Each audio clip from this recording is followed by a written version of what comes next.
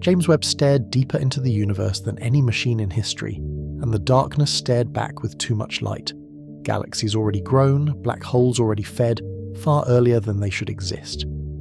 So what if the deepest image ever taken isn't a portrait of our origins, but a crime scene, where the evidence says our cosmic timeline is wrong? In astronomy, a single misread wavelength can rewrite an epoch, and James Webb measures wavelengths with ruthless precision. If the numbers hold, the early universe is not merely distant, it is unexpectedly organised. This film follows the evidence from first contact to final claim, because the deepest questions begin as calibration files and faint smudges. Webb does not deliver answers as headlines, it delivers them as photons counted, stacked, and tested against noise. We will watch how infrared light becomes a clock, how redshift is extracted from a handful of filters, and how quickly certainty can form from a beautiful image. Then we will slow the story down, through lensing maps, spectral fingerprints, and the hidden traps of dust, emission lines, and modelling assumptions. Along the way, we confront the central tension. Are these early objects truly as bright and mature as they appear, or are our methods quietly bending time? And if some of them survive every check, what does that imply about the speed of galaxy assembly, the seeding of black holes, and the small-scale physics that LCDM treats as routine? The goal is not to declare cosmology broken, but to see where it must grow more precise, where the universe forces better questions and better measurements. Before we begin, let us know in the comments below where in the world you're watching from and what time it is there. Now, settle in for a journey. We begin with light's long journey, then learn how deep fields are read, and finally face the problem of early black hole growth. Each step narrows what can be wrong. By the end, the mystery resolves into a sharper map of what changed and what did not.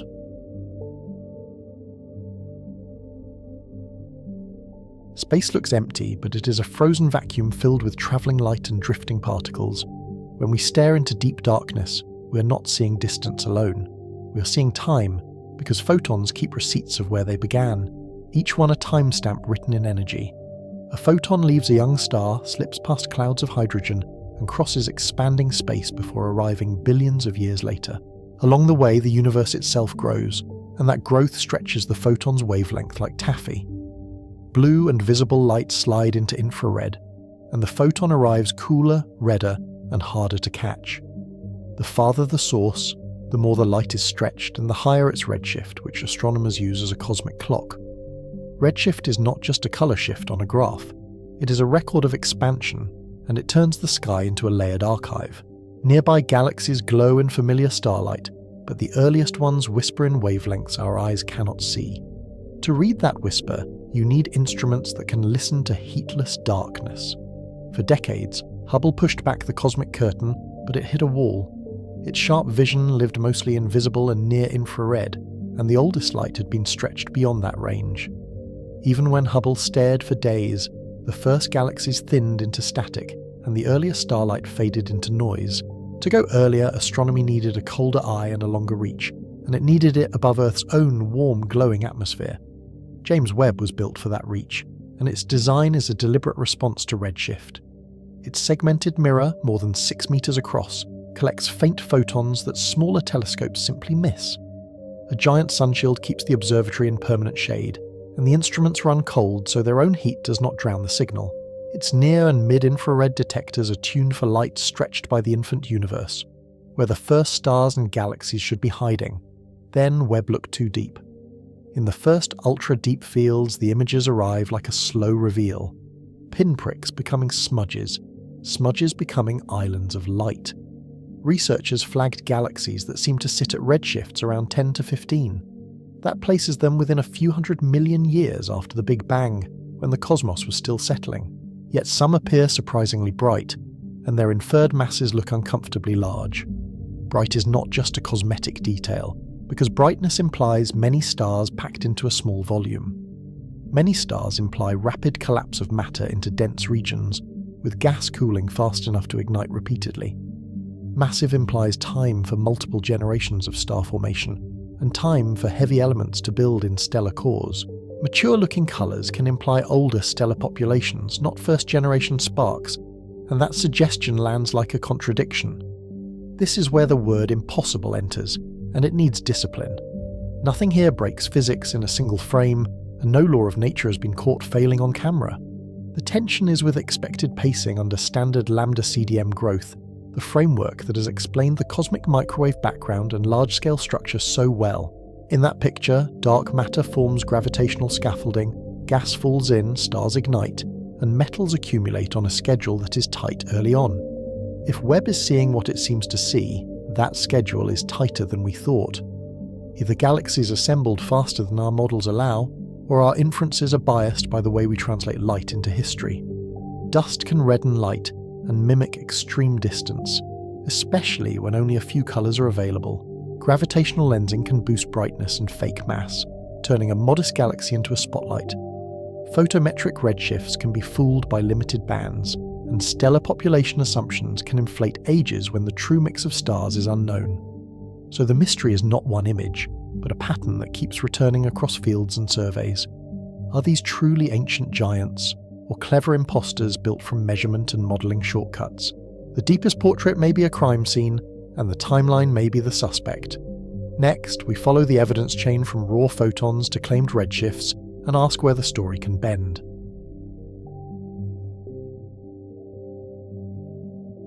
Webb's deep fields begin with a simple bargain, and it is almost always the same trade. You exchange telescope time for depth, and you accept that the earliest galaxies arrive as only a few photons. In a deep field, time is not a convenience but the instrument itself. Each extra hour pushes the detection threshold downward, until the sky reveals sources that were previously indistinguishable from randomness. A single exposure is never enough at the edge of detection, because the edge is where statistics rule. Webb repeats the same pointing for hours and days, then stacks frames until faint structure rises above noise. That noise is not just grain, and it is not evenly distributed across the image. It includes detector red noise, dark current, faint thermal glow, and the mottled infrared background of our own solar system. Stacking is not just adding light, even though it looks that way in the final reveal. It demands stability in pointing, calibration of detector quirks, and a careful accounting of cosmic rays, hot pixels, and drifting backgrounds. Webb's optics and attitude control make that stability possible, but the requirement is unforgiving. If the telescope jitters by a fraction of a pixel, the smallest galaxies smear into the background and vanish. This is where the crime scene metaphor becomes literal. The evidence is sparse, and every processing choice can change what the scene appears to show. The first step is turning raw pixels into a trustworthy image, and that means subtracting what the telescope adds. Dark current is removed, flat fields correct sensitivity variations, and the sky background is modelled and subtracted. A dark frame is not truly dark, because infrared detectors generate electrons even in silence. Calibration pipelines estimate the trickle, then remove it so faint galaxies are not mistaken for the detector's own whisper. Flat fielding sounds mundane, yet it is a map of the instrument's uneven response. One pixel may be slightly less sensitive than its neighbour, and deep stacking would otherwise turn that tiny bias into a false pattern. Then the images are aligned and combined, usually with sub-pixel precision and careful weighting. Small misalignments smear tiny galaxies into nothing, while aggressive cleaning can erase real sources that look like artifacts. Cosmic rays complicate the story because they strike like sudden bright needles. Algorithms flag those hits across multiple frames, but the same logic can accidentally flag a real galaxy that only appears intermittently. Even after stacking, most early candidates are barely there, like a face emerging from fog.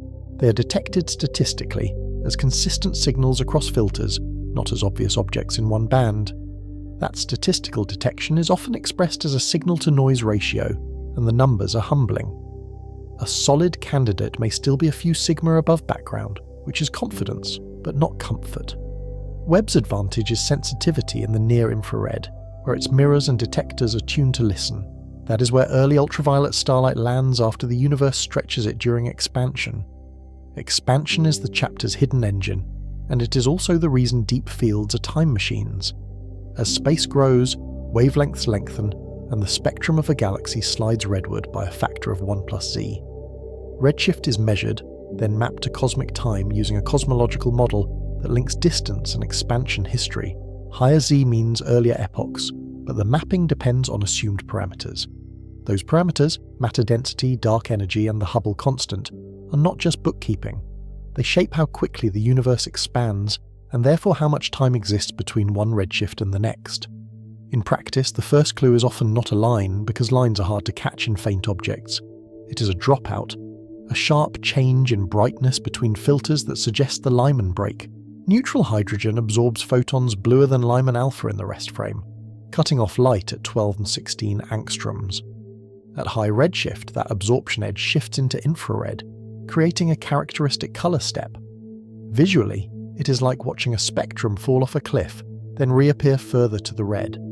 In images, the galaxy vanishes in one filter and returns in the next as if it moved between exposures. Astronomers use that step to select candidates, because it is efficient and physically motivated. They look for objects that disappear in bluer filters, then reappear in redder ones with a consistent slope. The technique has a history, and it predates Webb by decades. Hubble's deep fields use the same logic, and ground-based surveys refined it into a workhorse for finding distant galaxies. But the Lyman break is not the only way to create a dropout, and Webb's sensitivity makes the imposters more visible. Dust can redden a galaxy, and old stars can produce a strong Balmer or 4000 angstrom break. That is the first major degeneracy, and it is a trap built from plausible physics. A dusty or evolved galaxy at moderate redshift can masquerade as a pristine galaxy at extreme redshift. Dust does not merely dim light, it reshapes it by absorbing blue photons more strongly than red ones. In plain terms, it can paint a normal galaxy with the colours of great distance. Older stellar populations create a different illusion, because their spectra naturally steepen around the Balmer break. If that break lands between two filters, it can mimic the same step that hydrogen creates. Photometric redshifts try to resolve this with colours across many bands, turning images into a low-resolution spectrum. The method fits template spectra to fluxes across many filters, then returns a probability distribution for Z. The result is not a single number, and deep fields make that painfully clear. It is a peak that can be broad, multi-valued, or sensitive to one noisy data point. In the faintest regime, a single filter can dominate the fit simply because it is the only one with a measurable signal. When that point fluctuates upward by chance, the redshift can jump. When the data are faint, the templates do more work than the photons, and that is both necessary and dangerous. Priors about galaxy populations, dust laws, and star formation histories quietly steer the answer. This is where early claims can inflate, even when everyone is acting in good faith. If a moderate redshift solution is disfavored by a prior, the fit can jump to a higher Z that seems cleaner. Teams try to protect against that by using many filters and independent pipelines, then comparing results like parallel witness statements. Yet deep fields still produce candidates whose best photometric redshifts sit at Z10 and beyond. The tension rises because brightness scales with distance, and the universe is not generous with photons. If Z is high, the galaxy must be intrinsically luminous, and that pushes inferred masses upward. To translate light into mass, researchers use stellar population synthesis models, which are essentially controlled thought experiments. They combine stellar libraries with assumptions about how stars form and evolve. Those libraries encode how stars of different temperatures and compositions emit light. They are built from nearby stars in theory, then extrapolated to environments that may be far more primitive. The initial mass function matters immediately, because it sets how many massive stars exist per unit mass. A top-heavy IMF produces more light per unit mass, while a Milky Way-like IMF implies more hidden mass in faint stars. Star formation history matters as much as the IMF, because galaxies are not steady light bulbs. A bursty history can create bright young populations, while a smooth history can mimic older ages in broadband colours. Metallicity shifts the spectrum, and it does so through basic atomic physics. Low metals make stars bluer and hotter, while higher metals redden the light and change the strength of absorption features. Dust attenuation is the wild card, because it is both common and hard to measure at high redshift. Different dust curves can turn the same intrinsic spectrum into very different observed colours, especially when only a few bands are significant. Each assumption is reasonable in isolation, and that is why the uncertainty is so stubborn.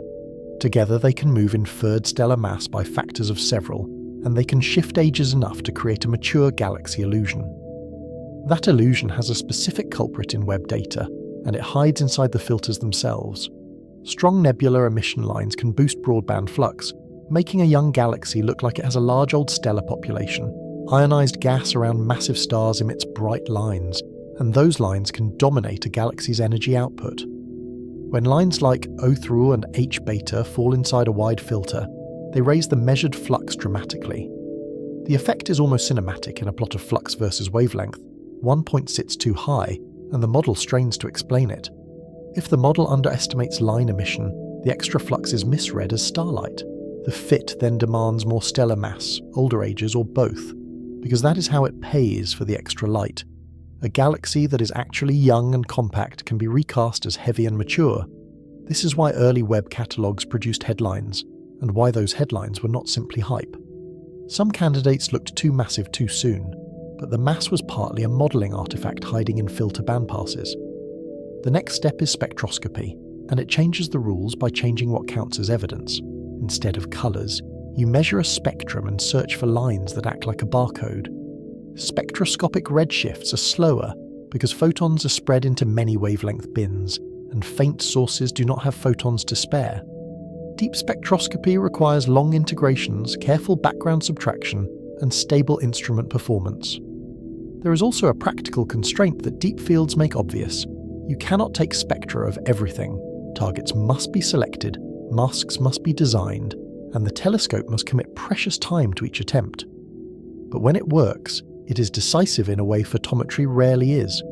A detected line at a known rest wavelength gives Z directly, and it can rule out imposters that colours cannot separate. The key lines vary with redshift and physical conditions, so the search is strategic rather than blind. Lyman alpha can appear, but it is often suppressed by neutral hydrogen in the early intergalactic medium. That suppression is not a mere observational inconvenience, it is a clue about the state of the cosmos. If hydrogen between galaxies is neutral, it scatters Lyman alpha photons and erases the line. In the rest optical, O3, H beta, and H alpha are powerful because they are bright and tied to star formation. At high Z, they shift into Webb's near-infrared range, where NARSpec can capture them.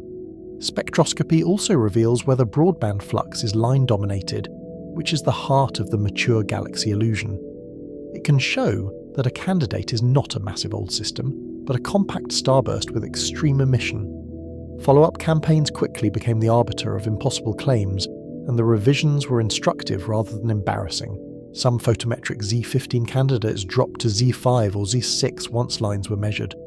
Those revisions mattered, because they reduced inferred masses and relaxed the timeline tension.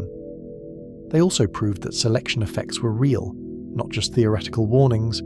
Yet the story did not resolve into comfort, because the corrections did not erase every anomaly. A subset of galaxies kept their high redshifts under spectroscopic scrutiny, and some remained remarkably luminous. Another complicating factor is gravitational lensing, which turns geometry into a tool. Massive galaxy clusters bend space-time, magnifying background sources and letting Webb see objects otherwise beyond reach. In images, lensing can look like a subtle stretch or an elegant arc, as if the background galaxy were painted onto curved glass. The magnification can be enormous, but it is never free. Lensing is a natural telescope, but it comes with a model that must be earned. You infer magnification from the cluster's mass distribution, then delens the source to estimate its true brightness. Small changes in the lens model can change magnification substantially, especially near critical lines where the bending is strongest. That uncertainty propagates into inferred size, luminosity, and therefore stellar mass and star formation rate. In strong lensing regions, multiple images can appear, separated across the cluster core like echoes. Identifying them correctly can lock down the model, but misidentifications can create false confidence. Programs like GLASS used clusters to push deeper into cosmic dawn, and the strategy was deliberate. They delivered candidates that looked tiny and bright, but their true properties depended on the lens solution. Meanwhile, blank field surveys built a different kind of confidence, because they removed lens models from the chain of inference. Sears and Jades observed deep regions without cluster lenses, relying on pure sensitivity and careful calibration. These surveys also used multiple instruments, which matters because each instrument anchors a different uncertainty. NeoCam found candidates, NeoSpec tested them, and MIRI extended coverage to longer wavelengths that constrain dust and older stars. MIRI's longer wavelengths are especially valuable when the question is old stars or line boosting, because older populations emit more strongly in the rest frame optical. When that light is measured, some photometric solutions collapse, and others hold. Different teams ran different pipelines on the same data, sometimes disagreeing in the details but converging on the patterns. That redundancy was intentional, because the central question is not one object, but whether the pattern survives scrutiny. As the catalogues matured, the language shifted in a way that revealed scientific caution. The claim was no longer that every bright early galaxy was real, but that too many survived the usual corrections. Even after accounting for emission line boosting, dust degeneracies, and revised lensing magnifications, some galaxies at Z8 to 10 still looked unusually luminous. They were not just detected, they were bright enough to demand explanation. That brightness matters for reionization, because reionization is fundamentally a bookkeeping problem of photons. Cosmic dawn is when the first stars and galaxies ignite, and the epoch of reionization is when their radiation makes hydrogen transparent again. Before reionization, the intergalactic medium was mostly neutral. A neutral hydrogen is an efficient absorber of high-energy ultraviolet light. After reionization, the same space becomes largely transparent, allowing light to travel freely. Reionization is inferred from multiple probes, including quasar absorption and the cosmic microwave background, and the clues do not point to a single moment. The timing suggests a gradual process, not one sudden switch. Quasar spectra show the gun, Peterson Trough, a darkened region that signals neutral hydrogen along the line of sight. Meanwhile, the microwave background encodes an integrated optical depth, implying reionization unfolded across a span of redshifts.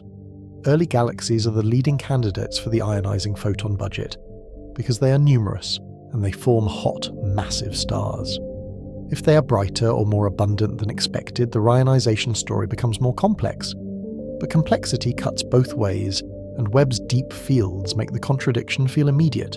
If Lyman alpha is suppressed, it implies more neutral hydrogen, yet bright galaxies imply strong radiation fields that should clear bubbles. The likely resolution is not a single answer, but a landscape where ionized regions grow around galaxies and overlap unevenly. Webb's data hint at patchiness, with some lines appearing where models predict suppression. Other sightlines look more neutral than expected at similar redshifts, as if the universe were reionizing in islands rather than a uniform fog lifting. The deep field becomes a map of that uneven transition, drawn from tiny flux differences. This is where deep field method becomes cosmic history, and the chain of inference tightens like a knot. A few photons become a redshift becomes an age, and an age becomes a constraint on how fast structure formed. At every link, assumptions can stretch the timeline, and the stretching is subtle enough to evade intuition.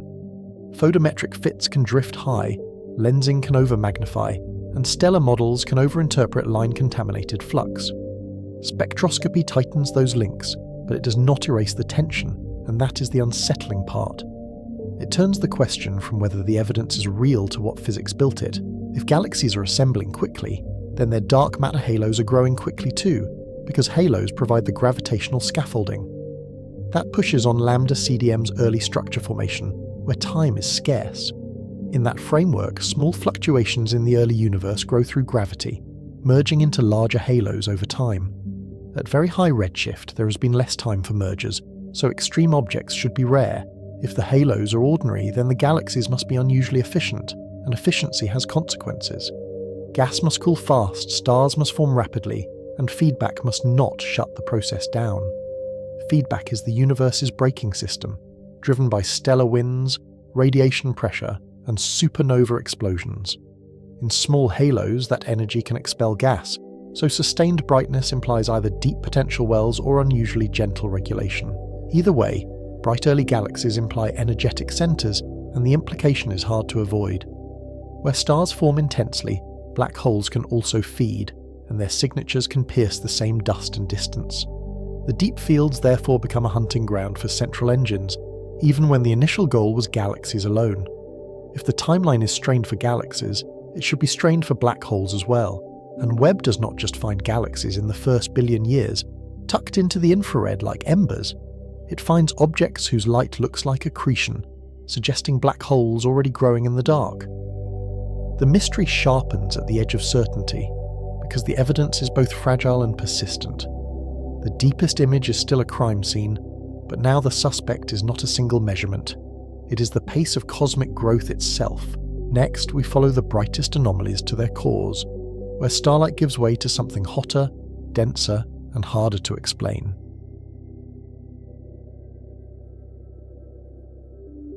Next, we follow the brightest anomalies to their cores, where starlight gives way to accretion. In Webb's earliest galaxies, the centre is not always quiet, and that changes everything we think we know about first light.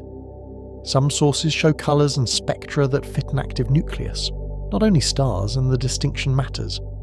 They resemble quasars, an active galactic nuclei seen when the universe was under 1 billion years old. If the redshifts hold, the engines are already massive, already feeding, already shaping their host through radiation and winds. Visually, these systems read like small, irregular smudges with a hard, bright point at the centre. The surrounding galaxy can look like a fragile halo of starlight, barely assembled, while the nucleus burns with a steadier glare. In deep fields, the light is stretched into the infrared, and the colours become a code. A slight excess at longer wavelengths can hint at hot dust, while a smooth blue slope can betray an accretion disk. A quasar is not a special kind of star, and it is not a galaxy by itself, even when it dominates the image. It is a supermassive black hole surrounded by an accretion flow that converts gravity into light. Gas spirals inward, heats by friction and compression, and radiates across the spectrum as it loses energy.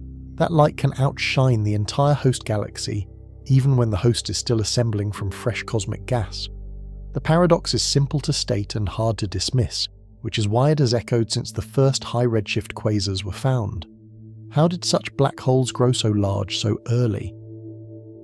In the early 2000s, quasars at redshift 6 already forced theorists to race the clock. Webb pushes that race closer to the starting gun, where the margin for error becomes uncomfortably thin. Start with the conservative seed, a stellar remnant left by a massive star at the end of its life.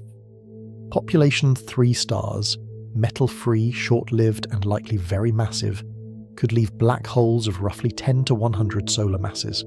Their formation is tied to primordial chemistry, where cooling is limited and gas clouds resist fragmenting into many small stars. Even if those first stars formed quickly, the seed is still tiny compared to a billion solar mass quasar. Growth must be exponential, and exponential growth still needs time because each step depends on the last. The mass does not add in a straight line, like coins in a jar. It multiplies, like compound interest, which sounds powerful until you count the number of compounding cycles available. At redshifts above 7, the universe is only a few 100 million years old, and the calendar becomes a physical constraint. The time limit is set by the Eddington limit, which is a balance between gravity and radiation pressure. As gas falls in, it heats and shines, and that light pushes back on incoming matter through electron scattering. If the luminosity rises too high, the outward force can slow the inflow, throttling the fuel supply. The Eddington limit is not a moral law, but it is a natural feedback loop that often regulates accretion. At the Eddington rate, the black hole grows with a characteristic efolding time, which is the timescale for multiplying its mass by about 2.7. In plain terms, it gains a fixed percentage of its mass every cycle, not a fixed amount. That is why early growth is painfully slow from small seeds, even when the feeding is steady. The smallest black holes have the least gravity to hold onto their own fuel. Radiative efficiency matters because it decides how much infalling mass becomes light instead of growth. If efficiency is high, the accretion is bright, but the black hole gains mass more slowly because more energy escapes as radiation.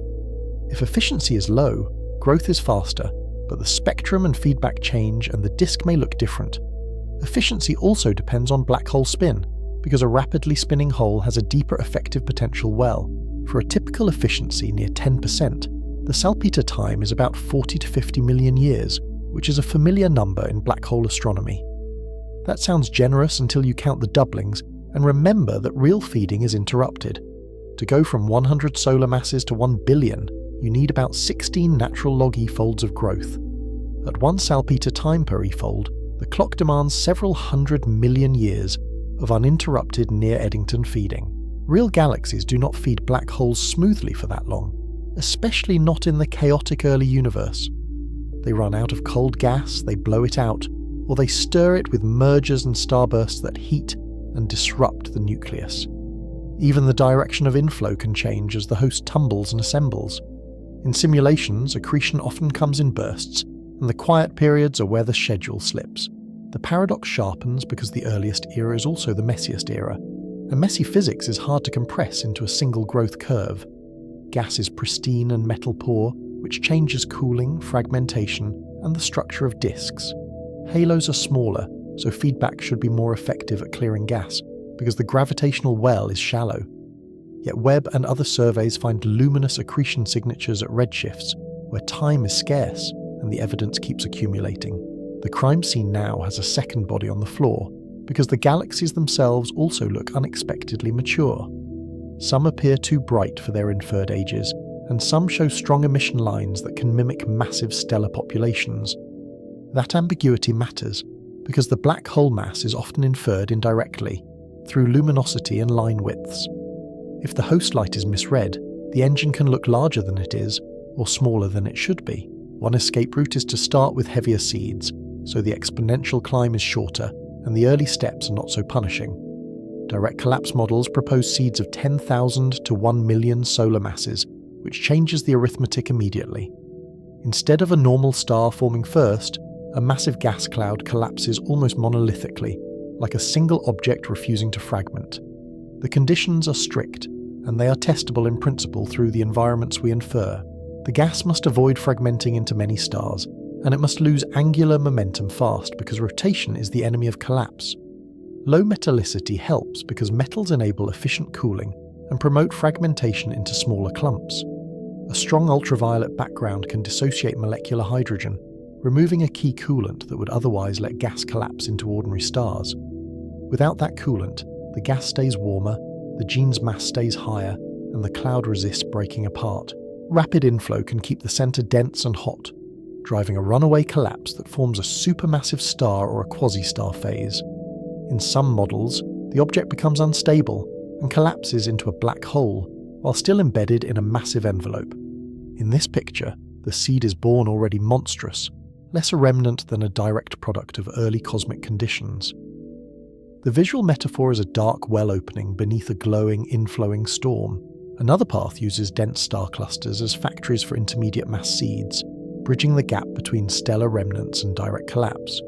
In a compact young cluster, repeated collisions can build a very massive star, because the stellar density is so high that encounters become inevitable.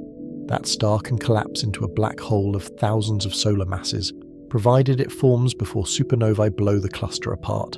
The requirement is extreme density and short timescales, but early galaxies may supply both.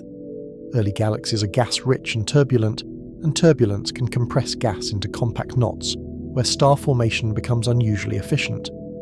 In those knots, gravity and collisions can dominate over orderly stellar evolution. The cluster route also predicts a different environment around the seed, with many massive stars nearby. That neighborhood would flood the region with ultraviolet light and supernova shocks, complicating accretion even as it builds the seed. Even heavy seeds may not be enough if the observed masses are truly extreme, or if the active phase begins almost immediately. That pushes attention to accretion physics beyond the simplest Eddington story, where geometry and radiative transfer matter. Super Eddington accretion is not magic, and it is not forbidden by relativity. It is a statement about how photons move through dense gas, and whether they can escape fast enough to push back. In slim disk models, radiation is advected inward and leaks out less efficiently, because the inflow time can beat the diffusion time. If photons are trapped, radiation pressure does not halt inflow as effectively, and the black hole can swallow mass faster than the light suggests. The source can look only modestly brighter, even while the mass supply surges. That decoupling is crucial because it loosens the link between luminosity and growth. Beaming can also cheat the inference, making a source look brighter along our line of sight, even if the total power is lower. Intermittent bursts can stack growth in short, violent episodes, separated by quieter phases that are harder to catch. Early dense environments may help by confining feedback and replenishing fuel quickly, like a furnace that keeps being stoked from all sides. The question becomes not only how fast accretion can be, but how long it can persist. Feedback is the central obstacle, because accretion tries to destroy its own supply, and the early universe offers little shelter. Ionizing radiation heats gas and drives winds, and jets can punch channels through the host, venting energy far from the nucleus. In small halos, that energy should evacuate the center and stall growth, because escape velocities are low. Yet early halos may be gas-rich enough to keep refilling the center, even after repeated blowouts. Mergers may drive inflows that overwhelm outflows, at least temporarily, because gravitational torques can strip angular momentum from gas. When two young galaxies collide, their gas can shock, cool, and funnel inward, feeding both starbursts and black holes. The same event that lights up the host can also feed the engine, which makes interpretation tricky. Are we seeing a steady quasar, or a brief flare caught at the right moment? Webb's role is not to weigh black holes directly, but to read the fingerprints of accretion with better sensitivity than any prior infrared telescope. Infrared spectroscopy can separate starlight from engine light when broadband colours cannot, because spectra carry physical diagnostics. Broad emission lines indicate fast-moving gas close to the black hole, where velocities can reach thousands of kilometers per second. High ionization lines point to hard radiation fields that stars struggle to produce at the required intensity. NIR spec can detect rest frame optical lines shifted into the near-infrared, which is exactly where early galaxies hide their most informative features. H-alpha, H-beta, and oxygen lines reveal star formation, gas density, and ionization conditions in the host. If the lines are unusually broad, the velocities imply a deep gravitational potential near the nucleus. If the continuum is too hot and featureless, it suggests an accretion disk dominating the light.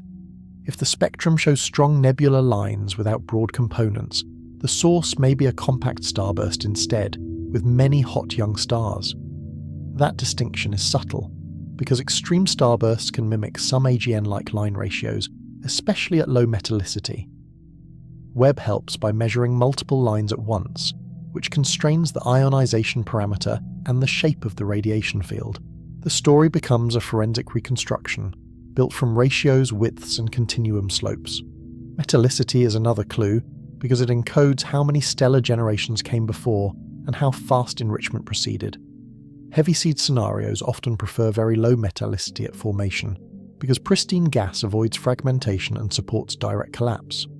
If Webb finds high metallicity in a host at extreme redshift, it implies rapid enrichment and intense early star formation.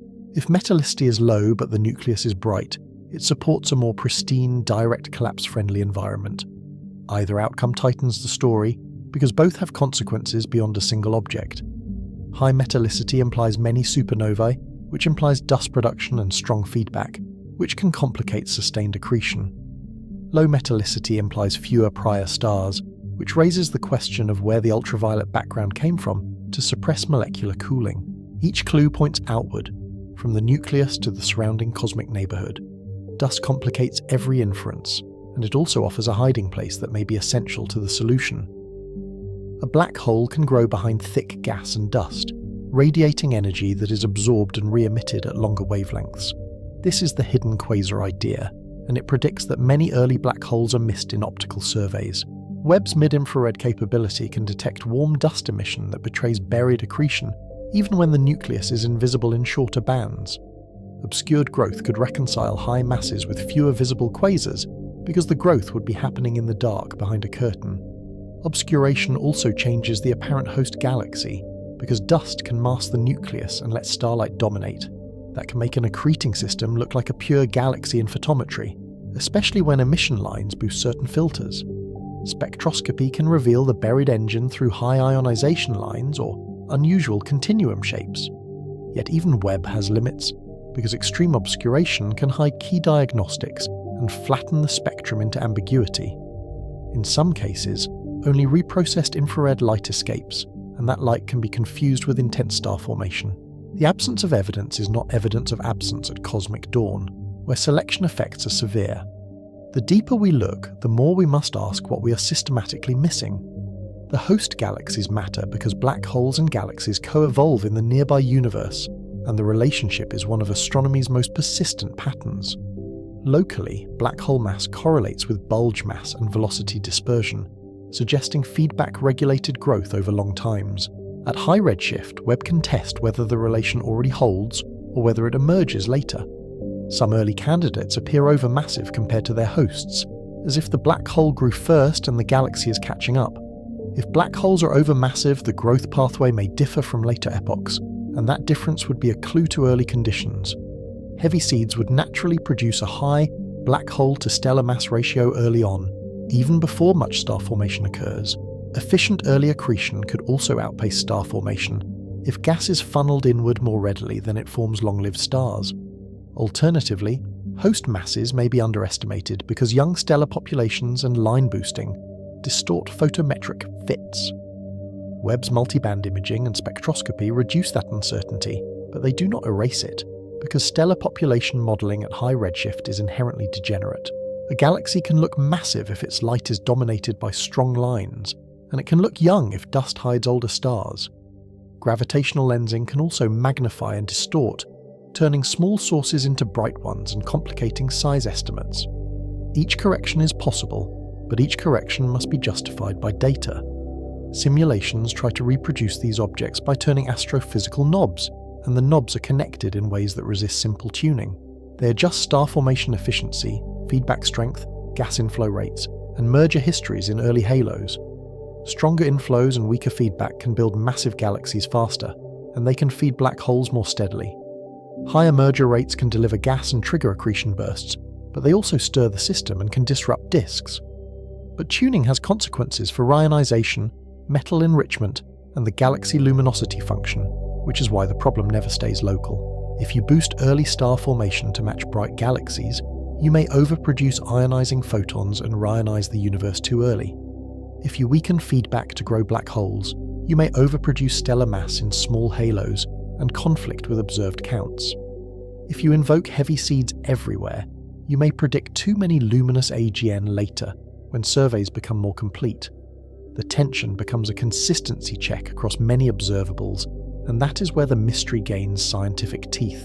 The model must fit the whole sky, not only the most dramatic sources, and it must fit it at multiple wavelengths. It must also match the cosmic infrared background, which encodes the integrated light of early galaxies.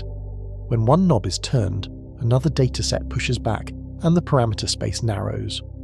When astrophysical tuning strains, cosmology becomes the next suspect, but only as a hypothesis with a high burden of proof. The timing of halo formation depends on the small-scale power spectrum of primordial fluctuations, which sets how quickly density peaks collapse. If small-scale power is suppressed, structure forms later, which worsens the early monster problem. If small-scale power is enhanced, halos collapse earlier, which eases it but affects other constraints. Any change must still match the cosmic microwave background and large-scale structure, which are measured with exquisite precision. Warm dark matter is one proposed knob, and it tends to erase small-scale structure, delaying the first halos. That would make early quasars harder to explain, not easier, which turns it into a constraint rather than a solution. Self-interacting dark matter can change halo cores and merger behavior, potentially altering gas inflows and central densities. Early dark energy could change the expansion rate at high redshift, shifting the mapping between redshift and time in subtle ways. More time at a given redshift would relax growth requirements, but it would also ripple through distance measures and structure growth. These ideas are not settled solutions, and each carries its own observational tests. The point is not to declare a new cosmology, but to map the boundary between astrophysical uncertainty and genuine tension. The central question returns with sharper teeth, because every proposed fix leaves a footprint. When Webb looks back toward the first billion years, are we seeing expected growth or missing ingredients in cosmic assembly? The crime scene metaphor holds because every explanation leaves traces elsewhere, and those traces can be hunted. A heavier seed population leaves a demographic imprint in faint AGN statistics. Super Eddington growth changes spectra, variability, and feedback signatures that can be searched for in time domain data. Cosmological changes reshape the entire timeline of structure, which would show up in galaxy clustering and lensing statistics. At this midpoint, the story widens instead of resolving, and the unknown gains new edges. Not every mystery in this era is a black hole, even if black holes dominate the headlines. Some signals arrive as brief flashes, and some objects drift without a star, and both force us to confront selection effects. Transients are the universe's alarms, and they are usually detected by other observatories first, because speed and sky coverage matter. Gamma-ray bursts are found by high-energy satellites, fast radio bursts by radio arrays, and supernovae by wide-field optical surveys that scan night after night. Webb rarely discovers these events in real time, because it is not built to patrol the whole sky. Webb follows up, often after the initial detection, when the afterglow fades into infrared and the host becomes easier to study.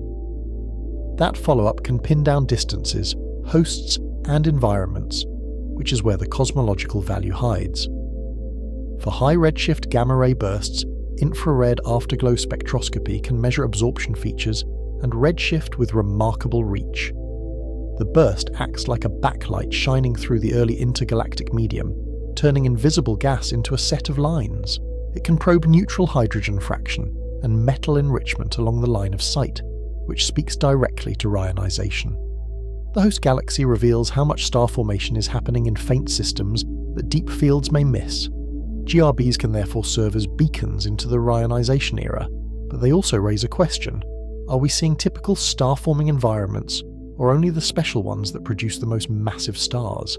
Even that uncertainty is informative, because it ties the transient rate to the initial mass function and early metallicity.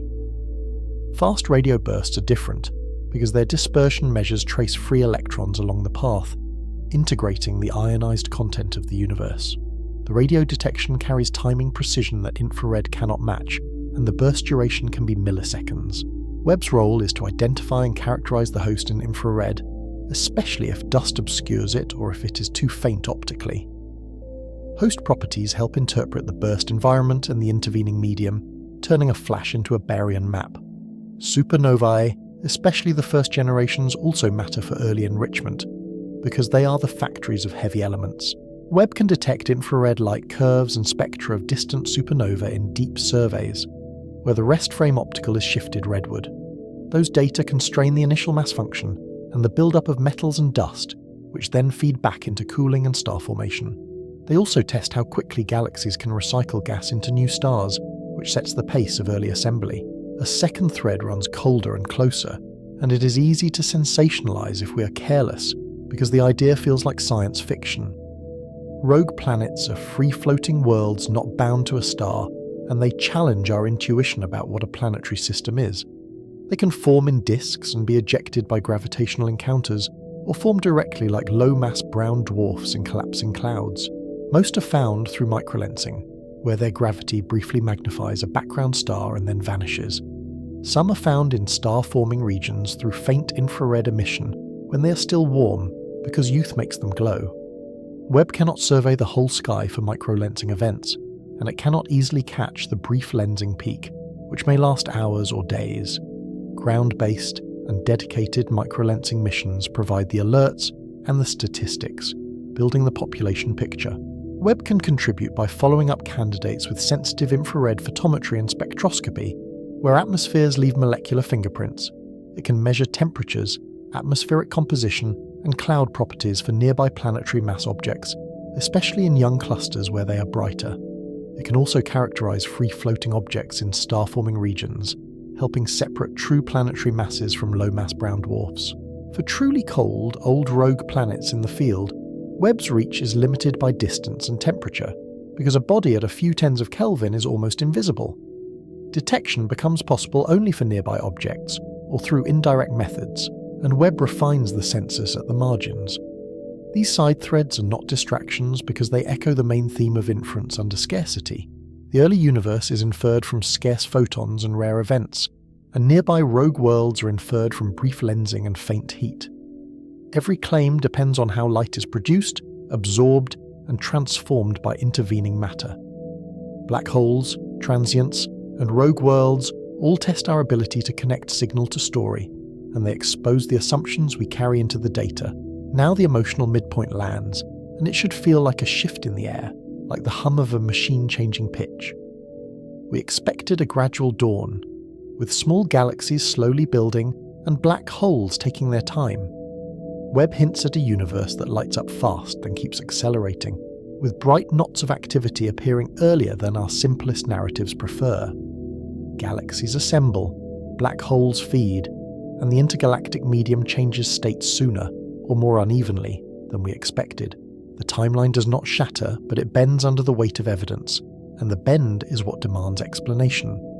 If early black holes are common, they may influence reionization through hard radiation and feedback that heats surrounding gas. If they are rare but extremely luminous, they still mark the peaks of early structure, like mountain fires visible from far away. If many are obscured, then our census is incomplete, and our history is biased toward what escapes dust and geometry. Each option changes how we interpret the deep fields, because each option changes what we think cosmic dawn actually was. Was it a smooth sunrise, or a patchwork of bright islands separated by darkness? Did the first massive objects grow in isolation, or in crowded regions that accelerated everything? And if the engines are real, what else must be true about the gas supply, the merger rate, and the efficiency of cooling? These questions are not rhetorical, because each one corresponds to an observable signature. The chapter's implication is not that cosmology is wrong on a whim, or that a single dataset overturns a century of work. It is that early structure may form faster than expected, and that demands accounting in a model that is already tightly constrained. Either our astrophysics is incomplete, with seeds and accretion modes we have underestimated, or our cosmological scaffolding needs revision. The crime scene does not name the culprit yet, but it narrows the suspects, and it tells us where to look next. With methods understood and anomalies laid out, the final chapter asks a harder question. What would it actually mean to break cosmology? And how do scientists decide whether the model bends or snaps?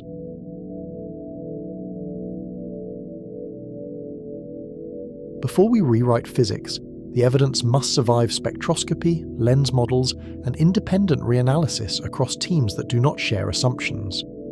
Photometric dropouts can be fooled by dust reddening, Balmer breaks, and line-boosted filters that mimic a sharp Lyman break. A single broadband point can be decisive or deceptive when a bright emission line lands inside the passband. That is why spectra matter, because resolved features pin down redshift and reveal what the continuum really is.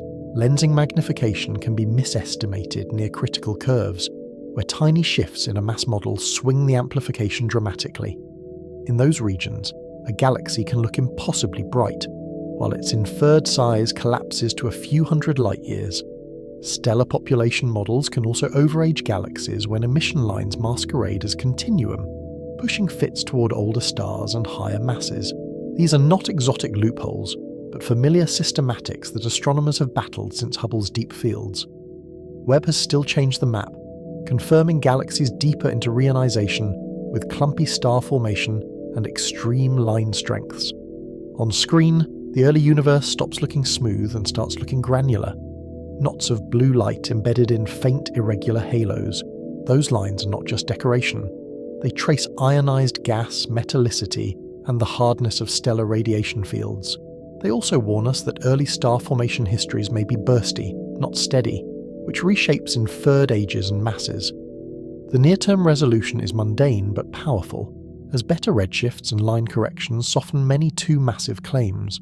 Yet a residual tension may remain in number counts and brightness at Z 8 to 10, where selection effects and cosmic variance are hardest to tame. If the brightest objects persist, we must ask what they imply about halo growth rates and star formation efficiency so soon after the first light. Black holes are the harder takeaway, because early massive engines appear real across multiple studies and multiple diagnostics. Broad lines, hot dust, and accretion signatures point to rapid growth, sometimes uncomfortably rapid, within a few 100 million years. The frontier is seeds and feeding, from direct collapse to super Eddington phases, and obscured growth that hides in infrared glow. Cosmology is not overturned, and LCDM still fits the microwave background and large-scale structure with remarkable precision. The stress tests now sit in early astrophysics and small-scale halos, where shifts in halo abundance, reionization timing, and clustering would signal alternatives. This is where the crime scene becomes a laboratory, and the timeline becomes a hypothesis. Next come larger JWST spectroscopic samples, time domain high Z transients, improved simulations, and synergy with ALMA, Roman, Euclid, and giant ground telescopes. As the data deepen, the story becomes less about surprises and more about consistency. Do independent methods converge on the same early universe? Webb did not break the laws. It revealed missing chapters, and we are learning to read the ink. Webb's deepest fields turn darkness into a layered archive, where redshifted photons carry timestamps from the universe's first few 100 million years. Yet the record looks crowded, bright candidates at Z10, 15, and early quasars that seem to demand rapid assembly, rapid enrichment, and rapid feeding. Along the way, we followed the evidence chain, stacking, calibration, dropouts, line contamination, dust, and lensing, because in a cosmic crime scene, processing choices can change the suspect. So was the deepest image ever taken proof that our timeline is wrong, or proof that we misread the clues? The emerging answer is subtler. Many ancient giants will shrink under spectroscopy and better lens models, but a stubborn residue may still force faster star formation, earlier heavy seeds, or new small-scale dark matter behaviour. LCDM doesn't collapse under Webb's gaze, but it does get cornered into specifics about how halos grow, how reionization bubbles spread, and how black holes find fuel before dawn. If Webb found anything shocking, it's that first light was not a quiet beginning, but a creative, chaotic sprint that our simplest timelines never deserved. Stay with the next wave, spectroscopic surveys, time domain flashes, and Roman, Euclid, ALMA, and the ELTs, because the verdict will come from converging evidence, not a single beautiful image.